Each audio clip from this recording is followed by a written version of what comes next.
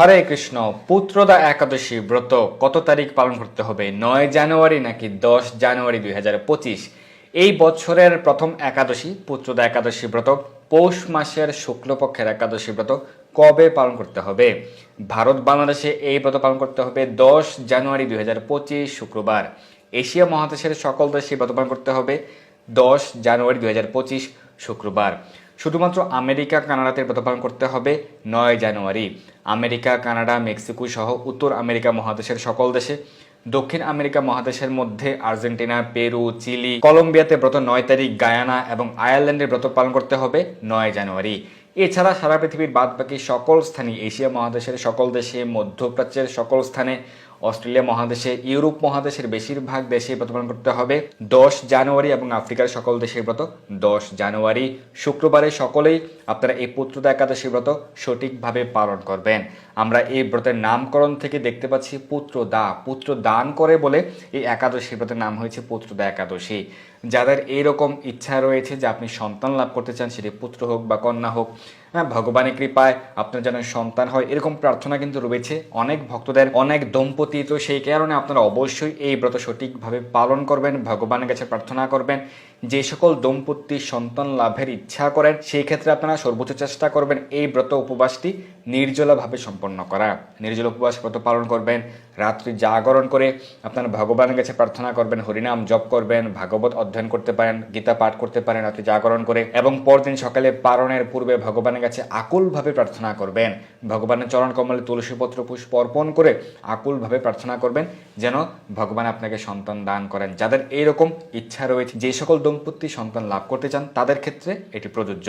কিন্তু বাদ বাকি সকল সনাতনেরই অবশ্যই প্রত্যেকটি একাদশী ব্রত পালন করা উচিত। অবশ্যই সকলে এই পুত্রদা একাদশী ব্রত পালন করবেন ভগবানের বিশেষ কৃপা লাভ করার জন্য, ভগবানকে সন্তুষ্ট করার জন্য। আজকে আমরা এই পুত্রদা একাদশী ব্রতের মাহাত্ম্য কথা শ্রবণ করব এবং আজকের আলোচনার শেষের দিকে দেয়া থাকবে সারা বিশ্বের 150টি স্থানের এই পুত্রদা একাদশী ব্রতের তারিখ এবং পরদিন সকালের পালনের সময়সূচি। 2025 খ্রিস্টাব্দের প্রত্যেকটি একাদশী ব্রতের তালিকা কিন্তু রয়েছে আমাদের চ্যানেলে, আপনারা দেখে নেবেন। এবং 2025 সালের ক্ষেত্রে প্রত্যেকটি সকল পূজা, সকল উৎসব, সকল তিথি, সবকিছুর যে তালিকা, কোন দিন পালিত হবে, উদযাপিত হবে, সেই তালিকা কিন্তু আমরা প্রদান করেছি। আপনারা সেটি নিশ্চয়ই দেখেছেন বা দেখে নেবেন। এবং প্রতিদিন কি করা উচিত, কিভাবে আমাদের নিত্যকর্ম হওয়া উচিত, একজন সনাতনী হিসেবে প্রতিদিন কি করা উচিত, এই সম্পর্কে কিন্তু আমরা আলোচনা করেছি। আমাদের চ্যানেল রয়েছে, আপনারা দেখে নিতে পারেন। এবং আমাদের সন্তানদেরকে আমরা কিভাবে গড়ে তুলতে পারি, ছোটবেলা থেকে, বাল্যকাল থেকে আমাদের সনাতনী হিসেবে আমাদের সন্তানদের কিভাবে গড়ে তোলা উচিত, এই সম্পর্কে আমরা 32টি শিক্ষা, 32টি সমাধান আলোচনা করেছি, আমরা চ্যানেলে রয়েছে, আপনারা দেখে নেবেন। আজকে আমরা এখন পুত্রদা একাদশী ব্রত মাহাত্ম্য শ্রবণ করব। যুধিষ্ঠির মহারাজ বললেন, হে কৃষ্ণ, পৌষ মাসের শুক্লপক্ষের একাদশীর নাম কি, এর বিধি বা কি, এবং কোন দেবতা ওই দিনে পূজিত হন, এবং আপনি কার প্রতি সন্তুষ্ট হয়ে সে ব্রতফল প্রদান করেছিলেন, কৃপা করে আমাকে তা সবিস্তারে বর্ণনা করুন। তখন যুধিষ্ঠির মহারাজের প্রশ্নের উত্তরে ভগবান শ্রীকৃষ্ণ বলেন, হে যুধিষ্ঠির মহারাজ, এই একাদশী পুত্রদা নামে প্রসিদ্ধ। সর্বপাপ দূরকারিণী এবং কামদা এই একাদশীর অধিষ্ঠাত্রী দেবতা হলেন সিদ্ধিদাতা ভগবান নারায়ণ। অর্থাৎ ভগবান এখানে দুটি পয়েন্ট উল্লেখ করেছেন। একটি হচ্ছে সর্বপাপ দূরকারিণী, যারা এই একাদশী ব্রত পালন করবে তাদের সকল পাপ দূরীভূত হবে, এবং কামদা, তাদের সকল ইচ্ছা পোষণ হবে। তাদের যত প্রকার বাসনা রয়েছে সেটি ভগবান পূরণ করবেন, সেটি জড় বাসনা হলেও, কারণ একাদশী ব্রত পালনের ফলে তারা এই জড়জগতে সুখী হতে পারে এবং অন্তিমে ভগবত ধাম প্রাপ্ত হতে পারে। এবং এই একাদশী ব্রতের অধিষ্ঠাত্রী দেবতা হচ্ছেন ভগবান নারায়ণ, সিদ্ধিদাতা। আমাদের যা কিছু প্রয়োজন, আমাদের মৌলিক চাহিদা, সব কিছু তিনি আমাদেরকে প্রদান করছেন। যারা ভগবানের কথা শুনছে বা যারা ভগবানের কথা মান্য করছে না, শুনছে না, সকলকেই তিনি কিন্তু ভালোবাসেন, সকলকেই তিনি কিন্তু সবকিছু প্রদান করছেন। তিনি কিন্তু এরকমটি বলছেন না যে সে আমার কথা শুনছে না, তাকে আমি অক্সিজেন প্রদান করব না, তাকে আমি জল প্রদান করব না। তিনি কিন্তু অকাতরে সকলকেই বিতরণ করছেন। ভগবান বলছেন, ত্রিলোকে, স্বর্গমর্ত পাতাল ত্রিলোকে এই একাদশী ব্রতের মতো শ্রেষ্ঠ ব্রত নেই। এই ব্রতকারীকে ভগবান নারায়ণ বিদ্বান এবং যশস্বী করে তোলেন। যারা একাদশী ব্রত পালন করেন তারা বিদ্বান হতে পারেন এবং যশস্বী হতে পারেন, যশ লাভ করতে পারেন। এখন আমার কাছে ব্রতের মাহাত্ম্য কথা শ্রবণ করুন। ভদ্রাবতী পুরীতে সুকেতুমান নামে এক রাজা ছিলেন, তার রানীর নাম ছিল শৈব্যা। রাজদম্পতি বেশ সুখী দিন যাপন করছিলেন এবং তারা তাদের বংশ রক্ষার জন্য বহু দিন ধরে ধর্মকর্মের অনুষ্ঠান করেও যখন পুত্র লাভ হলো না, তখন রাজা দুশ্চিন্তায় কাতর হয়ে পড়লেন। তাই সকল ঐশ্বর্যবান হয়েও পুত্রহীন রাজার মনে কোনো সুখ ছিল না। তিনি ভাবতেন, পুত্রহীনের জন্ম বৃথা ও গৃহশূন্য। পিতৃ দেব মনুষ্যলোকের কাছে যে ঋণ শাস্ত্রে উল্লেখ রয়েছে তা পুত্র বিনা পরিশোধ হয় না। পুত্রবান জনের এই জগতে যশ লাভ ও উত্তম গতি লাভ হয় এবং তাদের আয়ু আরোগ্য সম্পত্তি প্রভৃতি বিদ্যমান থাকে। তখন সেই সুকেতুমান রাজা নানা প্রকার চিন্তা করে দুশ্চিন্তাগ্রস্ত হয়ে চিন্তা করলেন যে আমি আমার এই দেহ আর রাখবো না, এরকম তিনি মনস্থির করলেন। কিন্তু পরে বিচার করে দেখলেন, আমি যদি এই দেহ না রাখি, আমি যদি স্বেচ্ছায় এই দেহ না রাখি যা ভগবানের অনুমোদিত নয়, এই দেহটি আমার থাকবে না, এই দেহটি থাকবে না, কিন্তু আমার পুত্রহীনতা তো দূর হবে না, আমি যে পুত্র সন্তান প্রাপ্ত হচ্ছি না এটি তো দূর হবে না। তারপর একদিন রাজা নিবিড় বনে গমন করলেন। বন ভ্রমণ করতে করতে দ্বীপ প্রহর অতিক্রান্ত হলে, অর্থাৎ দুপুরবেলা অতিক্রান্ত হলে রাজা ক্ষুধা তৃষ্ণায় অত্যন্ত কাতর হলেন।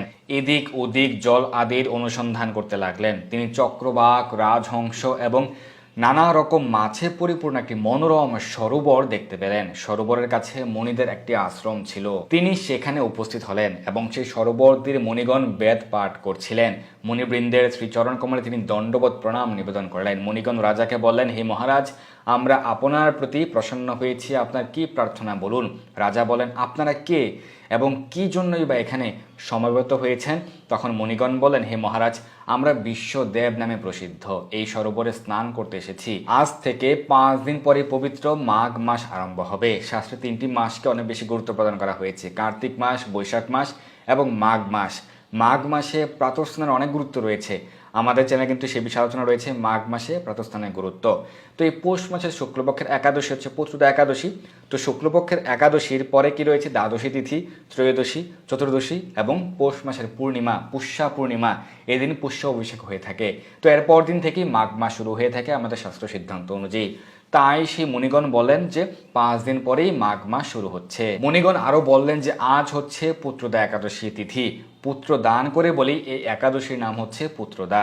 তাদের কথা শুনে রাজা বললেন, হে মুনিবৃন্দ, আমি অপুত্রক, তাই পুত্র কামনায় অধীর হয়ে পড়েছি, কারণ আমি অনেক প্রচেষ্টা করেও একটি পুত্র সন্তান প্রাপ্ত হচ্ছি না। এখন আপনাদের দেখে আমার হৃদয়ে আশার সঞ্চার হয়েছে। এ দুর্ভাগা পুত্রহীনের প্রতি অনুগ্রহ করে একটি পুত্র প্রদান করুন। মুনিগণ বললেন, হে মহারাজ, আজ সেই পুত্রদা একাদশী তিথি, তাই এখনই আপনি এই ব্রত পালন করুন। ভগবান শ্রী কেশবের অনুগ্রহে, ভগবান শ্রীকৃষ্ণের কৃপায় অবশ্যই আপনার পুত্র লাভ হবে।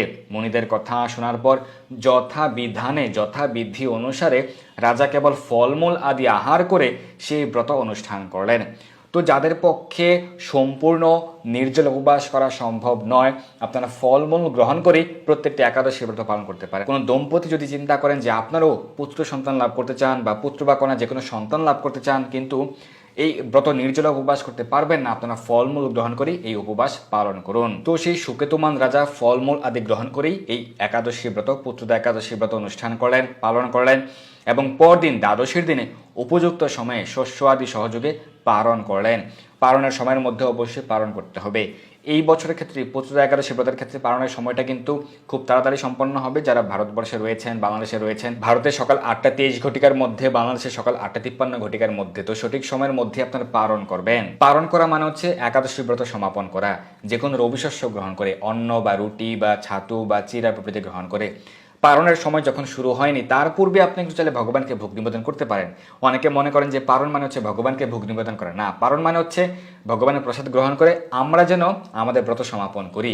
ভগবানের কোনো ব্রত নেই, ভগবানকে ব্রত পালন করতে হয় না, ভগবানকে পারণও করতে হয় না। তো পারণের সময়ের মধ্যে ভগবানকে ভোগ দিতে হবে সেরকমটি নয়।